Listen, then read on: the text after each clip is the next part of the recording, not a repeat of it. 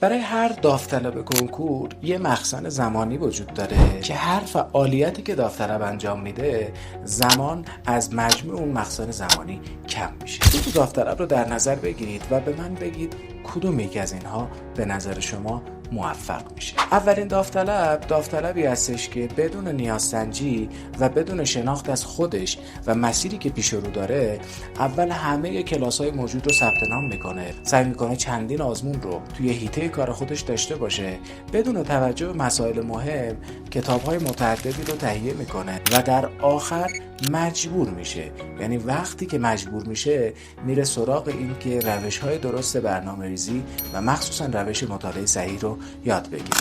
و اما داوطلب دوم داوطلبی هستش که زمان مناسب رو برای برنامه‌ریزی درست و یاد گرفتن روش مطالعه صحیح میذاره. سعی میکنه با کتاب‌های کمک آموزشی معتبر خلاهای یادگیریش رو برطرف کنه و در آخر اگر مطالعه این داوطلب دچار مشکل بود یا جاهایی رو نتونسته بود درست یاد بگیره میاد و از سایر منابع آموزشی استفاده میکنه. از خاطرمون نره، تعدد منابع میتونه مشکلات خیلی زیادی تو کار شما داوطلبای عزیز ایجاد کنه.